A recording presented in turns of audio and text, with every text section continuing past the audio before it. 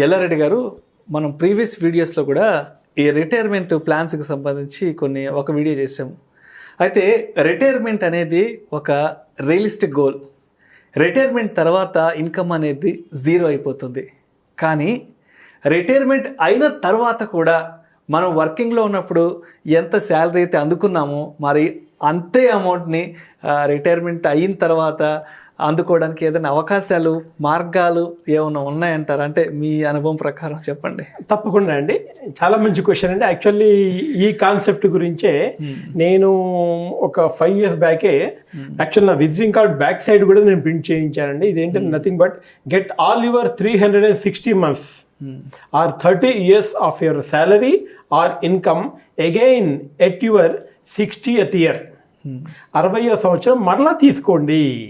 అంటే ఒక practical example ఏంటి అంటే, సార్ విష్ణు గారు, సపోజ్ మీ శాలరీ ఇప్పుడు ఒక 50,000 రూపీస్ అనుకో, అంతకన్నా ఎక్కువ ఉంటుందండి, బట్ నార్మల్ ఇండియన్ శాలరీ తీసుకుంటే మనము ఒక 50,000 రూపాయలు పర్ మంత్ ఇన్కమ్ అనుకుందాము. మీ వయస్సు ఇప్పుడు 30 సంవత్సరాలే అనుకుందామండి. సో కమింగ్ 30 yearsలో మీరు టోటల్ ఎంత ఇన్కమ్ మీరు ఎర్న్ చేసే అవకాశం ఉంటుంది? నేను చాలా మంది క్వశ్చన్ వేస్తానండి. ఈ క్వశ్చన్ వేసినప్పుడు కొన్ని సెకండ్స్ మైండ్ బ్లాంక్ అయిపోయింది వాళ్ళకి. అదేం క్వశ్చను అన్నట్టు, బట్ ఎందుకు వర్క్ చేస్తున్నారు, ఏంటి లైఫ్లో గోల్స్ ఏంటి, లైఫ్లో నేను ఎంతవరకు సంపాదిస్తాను అన్న విషయము రొటీన్లో పడిపోయి మర్చిపోతారండి. అసలు గోల్స్ అనేవి మర్చిపోతారు అసలు. బట్ ఇది నేను ప్రాక్టికల్లీ ప్రతి ఒక్కరిని అడుగుతాను, మీరు కమింగ్ 30 yearsలో టోటల్ ఎంత ఇన్కమ్ ఎర్న్ చేస్తారండి అని అడిగేస్తాను. జనరల్లీ ఆ క్వశ్చన్ చాలామందికి అర్థం కాదు. నేను 1 by 1 ఎక్స్ప్లెయిన్ చేస్తాను. సో మీకు ఇప్పుడు అదే చెబుతున్నా అండి. అంటే ఒక సంవత్సరం నెలకి 50,000 చొప్పున సంవత్సరానికి 6 లక్షల రూపాయలు ఎర్న్ చేస్తారు. 6 లక్షలు అవుతుంది. అంటే కమింగ్ 10 yearsలో అంటే శాలరీ పెరిగిద్ది అనుకోండి, బట్ సేమ్ శాలరీ ఉంటే ఎలా ఉంటుంది అనేది నేను చూస్తాను. కమింగ్ 10 yearsలో దాదాపు 60 లక్షల రూపాయలు మీరు ఎర్న్ చేస్తారు. కమింగ్ 20 yearsలో టోటల్ ఇన్కమ్ వచ్చేసి 1,20,00,000 రూపాయలు సంపాదిస్తారు. కమింగ్ 30 yearsలో టోటల్ ఇన్కమ్ వచ్చేసి ఈ రోజు శాలరీ బట్టి చూసుకుంటే 1,80,00,000 రూపాయలు మీరు సంపాదించే అవకాశం ఉంటుంది. ఓకే అని నేను చెప్పిన తర్వాత ఆశ్చర్యపోతారు, అంతేనా నేను లైఫ్లో సంపాదించేది? టు బి ఫ్రాంక్, చాలా మంది ఇది నేను practical what I'm saying is, నేను రెగ్యులర్లీ రోజు నేను మా కస్టమర్స్కి చెప్పేదేనండి. ఇవన్నీ కూడా కస్టమర్స్ నాకు నేర్పించేదే, నేను కొత్తగా నేర్చుకోలేదండి. సో ఒక ఆయన అడిగాడు, సార్ మాకు ఇంత సంపాదిస్తున్నాము, తెలియకుండా ఎక్కడికి వెళ్ళిపోతున్నాయో తెలియదు. గ్రాస్ అనుకుంటాము, బట్ నెట్కి వచ్చేపటికి చేతిలో ఏమీ ఉండడం లేదు అన్న వాళ్ళకి ఒక సింపుల్ సలహా ఇచ్చారండి.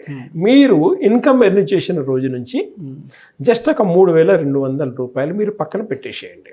ఓకే, ఎవరి కోసము? మీకోసం మాత్రమే. మీ నెక్స్ట్ జనరేషన్ కాదు, ఇంకొకరికి కాదు, మీకోసం మాత్రమే. ఎందుకు అంటే జస్ట్ 3,200 రూపీస్ ఇన్వెస్ట్ చేయడం ద్వారా మీరు లైఫ్లో ఈ 360 నెలల పాటు ఎంతైతే సంపాదించారో ఆ total amount of 1,80,00,000 rupees again మీకు మళ్ళీ మీ చేతుల్లో పెడతాను. At your 68th year me retirement రోజున మళ్ళీ మీ అమౌంట్ టోటల్ మీ చేతిలో పెట్టేస్తాను. ఓకే, ఎలా ఉందండి concept? So depends on the salary and depends on the future ఎంత గ్రో అయ్యిద్ది అనే దాన్ని బట్టి ఇప్పుడు నుంచే మనం స్టార్ట్ చేయడం ద్వారా అంటే హార్డ్లీ ఎంతంటే ఒక less than 5% of your income, అది ప్రత్యక్షంగా ప్రాక్టికల్లీ మీకోసం మాత్రమే మీరు సేవ్ చేసుకోండి. ఎందుకంటే ఈ సంసారము ఒక సాగరం అంటారు చూడండి, ఒక స్టేజ్కి వచ్చేపాటికి అన్నీ మర్చిపోతాము. పిల్లలు, రీసెంట్ గోల్, పొద్దున్న లేకపోవడము, ఆఫీస్కి వెళ్ళడము అయిపోయింది. ఎప్పుడు రోజు అయిపోయిందో తెలియదు, ఎప్పుడు వారం అయిపోయిందో తెలియదు, ఎప్పుడు నెల అయిపోయిందో తెలియదు, ఎప్పుడు సంవత్సరం అయిపోయిందో తెలియదు. ఎస్పెషల్ లాస్ట్ 3 years మాత్రం ఇలా గడిచిపోయాయండి. మొత్తం సంవత్సరాలు ఈ కరోనా కాలగల్భన కలిసిపోయినాయి. లాస్ట్ 1.5 year నుంచి అసలు అయితే తెలియకుండానే అలా 10 ఏళ్ళు, 20 ఏళ్ళు, 30 ఏళ్ళు గడిచిపోయింది. ఆ తర్వాత ఏంటి నేను ప్రాక్టికల్లీ ఏం చేశాను అంటే చాలా మందికి బ్లాంక్. అట్లీస్ట్ ఫైనాన్షియల్లీ ఆ 1,80,00,000 రూపీస్ మరలా మీ 60వ సంవత్సరంలో తీసుకోండి. నెలకి 3,200 జస్ట్ 3,000 దాచిపెట్టుకుంటే స్టార్టింగ్ నుంచి మీ రిటైర్మెంట్ ప్లానింగ్ కానీ లేకపోతే మీ చిల్డ్రన్స్ ఎడ్యుకేషన్, చిల్డ్రన్ మ్యారేజ్, ఇవన్నిటితో పాటుగా ఇది కూడా మీ శాలరీ మరలా తీసుకుని ఒక ఆబ్జెక్ట్గా పెట్టుకోండి. సో ఈ దాచిపెట్టుకోవడం అనేది మ్యూచువల్ ఫండ్స్ లో సిప్ చేసుకోవాలి. Mutual fund systematic investment. So ఎస్ఐపిలో కానీ 3,200 రూపాయలు పెట్టుకుంటే ఉంటుంది. ఏదన్నా డౌట్ ఉంటే మీ నియరెస్ట్ వెల్త్ అడ్వైజర్ని కానీ ఫైనాన్షియల్ అడ్వైజర్ని కానీ కాంటాక్ట్ చేయండి, ఆర్ బ్యాంక్ని కాంటాక్ట్ చేయండి. So that they will be giving clear idea. And don't mind, నాకు కూడా కాల్ చేయొచ్చు. అయితే ఈ మ్యూచువల్ ఫండ్స్కి సంబంధించి సిప్కి సంబంధించి చాలామంది చాలా ప్రశ్నలు అడుగుతూ ఉంటారు. చెప్పండి సార్. ఇప్పుడు నెల సిప్ చేస్తున్నాం కదా, నెల ఒక 3,000 4,000 పెడుతున్నాము. ఒక 6 నెలల తర్వాత 7 నెలల తర్వాత ఏదైనా డబ్బులు ఆగిపోతే డబ్బులు ఉండవు కదా, మరి అప్పుడు ఆఫ్ చేసుకోవచ్చా, లేదంటే దాని మీద ఏదైనా పెనాల్టీ వేసుకుని మళ్ళీ కమింగ్ మంత్స్లో కట్టుకోవచ్చా అని అడుగుతుంటారు కదా. సో దీని గురించి చెప్పండి సార్. యాక్చువల్లీ ఎస్ఐపి అనేది లాంగ్ టర్మ్లో చాలా బాగుంటుంది. అది కూడా ఎస్ఐపి చేయడం ద్వారా మీరు అడిగింది ఏంటంటే మధ్యలో ఆగిపోతే ఏమన్నా పెనాల్టీ ఉంటుందా? ఉండదండి. మ్యూచువల్ ఫండ్లో ఆ ఫ్లెక్సిబిలిటీ ఎలా ఉంటుందంటే మధ్యలో ఆగిపోయినా ఏముండదు. కావాలి అంటే మీరు ఫర్దర్లీ లంసమ్గా మీరు ఇన్వెస్ట్ చేసేసుకోవచ్చు, మళ్ళీ రెజ్యూమ్ చేసుకోవచ్చు, మళ్ళీ రెజ్యూమ్ చేసుకోవచ్చు. ఇమ్మీడియట్గా పే కొంతమందికి బ్యాంక్ ప్రాబ్లం వల్ల, టెక్నికల్ ప్రాబ్లం వల్ల అయిపోతాయి. సో వాళ్ళకి పెనాల్టీ అనేది ఏముండదు మ్యూచువల్ ఫండ్ కంపెనీస్ నుంచి. But they will be losing. ఈ రోజు 2,000 రూపాయలు మీరు మిస్ చేయడం ద్వారా ఓవర్ ది పీరియడ్ ఆఫ్ 30 yearsలో దాదాపు 3 లక్షల రూపాయలు కోల్పోతారు. ఓకే, 30 yearsలో 3 లక్షలు అప్రాక్సిమేట్లీ. అంటే మధ్యలో ఎక్కడైనా డ్రాప్ అయినట్లయితే ఆ ఇంపాక్ట్ మళ్ళీ ఆ రోజు చూపిస్తుంది. ఆ రోజుకి చాలా ఉంటుంది. ఓకేనండి. సో అందుకని వీళ్ళంత వరకు ఆపకుండా ఉండడానికి ట్రై చేయండి. ఇన్ కేస్ ఏదైనా టెక్నికల్ ఏదైనా ప్రాబ్లం వచ్చినా వేరియస్ ఇన్వెస్ట్మెంట్స్ తోటి మళ్ళీ మనము ఆ అమౌంట్ని మళ్ళీ మనం వేసేయచ్చు. ఆ ప్రాబ్లం ఏమి లేదండి. పెనాల్టీ వైజ్ మ్యూచువల్ ఫండ్ ఏమి ఉండదు. But some banks May charge for it.